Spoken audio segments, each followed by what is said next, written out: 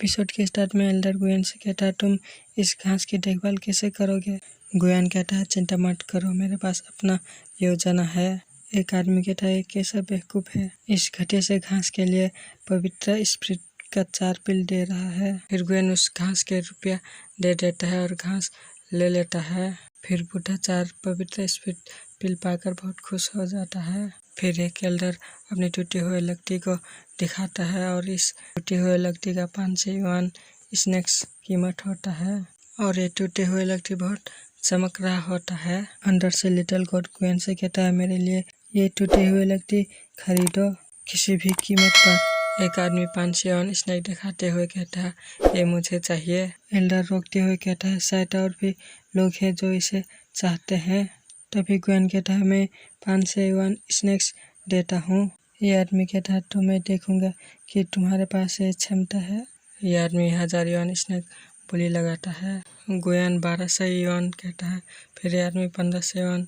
फिर ये आदमी गुस्सा हो जाता है और कहता है क्या तुम आज मुझसे अंत तक लड़ने वाले हो। फिर ये आदमी 2000 बोली लगा देता है। फिर गुयन भी कहाँ पीछे रहने वाला है, तो गुयन 2100 युआन स्नैक्स की बोली लगा देता है। फिर इस आदमी का एल्डर कहता है इस टूटे हुए लकड़ी 2000 युआन स्नैक से अधिक के लायक नहीं है, हमारे पास इस बार खरीदने के लिए अन्य आइटम है। फिर ये आदमी का गुस्से से नाक लाल हो जाता है और 2200 युआन स्नैक्स बोली लगा देता है। फिर ये आदमी कहता है अब अंत में हार मान लो। फिर ये आदमी चौंकते हुए कहता है ये बूढ़ा लड़का 100 खाल बेचने वाले बुढ़े आदमी के साथ एक समूह में है और बहुत डर जाता है और पीछे से एल्डर कहता है तो ये खजाना तुम्हारा है।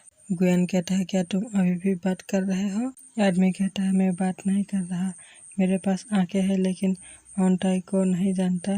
फिर वो टूटी हुई लकड़ी गुयन को दे देता है। फिर एक गार्ड आता है और कहता है तुम गुयन हो। गार्ड कहता है अगले लू सेंकिंग में महामहिम जीवेंग विशेष रूप में लू सेंकिंग से मिलने आए थे। गुयन कहता है जू फैमिली गुलाम में नहीं है। गार्ड कहता है मुझे नहीं पता कि आपके पास जिया जू के साथ बात करने का समय है या नहीं, वैसे तुम अपने फादर के बारे में भी बात कर सकते हैं। गुयन कहता है तुम मुझे मेरे फादर से धमकाना चाहते हो। गार्ड कहता है आपका महामहिम, मैंने सुना है कि महामहिम एल्डर टांग के 10वें स्टूडेंट बन गए हैं। गुयन कहता है मैं एल्डर टांग के स्टूडेंट बन गया, मेरे फादर आपके सिपाही बन गए हैं। गार्ड कहता है मेरा लू फैमिली स्वाभाविक रूप से आपसे गहरी नफरत नहीं करना चाहता, भविष्य में मैं अभी भी सहयोग करने और जीत हासिल करने की आशा करता हूँ। फिर गार्ड अपना लू फैमिली द्वारा तैयार किया गया एक छोटा उपहार देता है, टेम्पररी 5000 इसे ले। लू फैमिली आपके साथ अच्छे संबंधों की आशा करता है, हम एक परिवार के रूप में आपकी पूरी कोशिश करेंगे, जितना जल्दी हो सके आपको टॉप पर पहुंचाने में मदद करेंगे।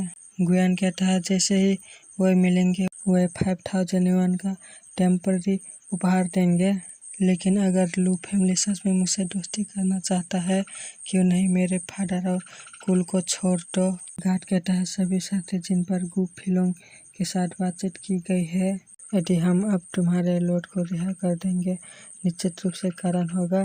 गुयन कहता है इसे भूल जाओ, मुझे गू फिलोंग की देखभाल करने दो, मेरे फादर को दास घर में कुछ समय के लिए रहने दो, मैं इसे कुछ समय बाद ईट के वर्थ शान के साथ देखने जाऊंगा। फिर गुयन यहाँ से जाने लगता है और कहता है बाद में मिलेंगे। सीन चेंज होता है और गुयन को सीन दिखाया जाता है जो रुख के नीचे बैठ के कल्टीवेशन कर रहा होता है।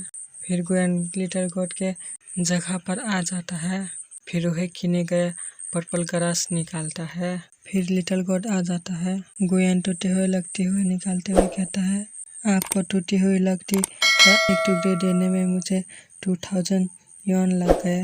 लिटिल गॉड कहता है तुम क्या जानते हो ये पंख है, कुछ पैसे खर्च करने में क्या गलत है। फिर लिटिल गॉड उस टूटे हुए लकड़ी पर बैठ के चला जाता है और गुयन भी यहाँ से चला जाता है। इतने में ही आज का एपिसोड खत्म हो जाता है। फिर मिलेंगे नेक्स्ट एपिसोड में।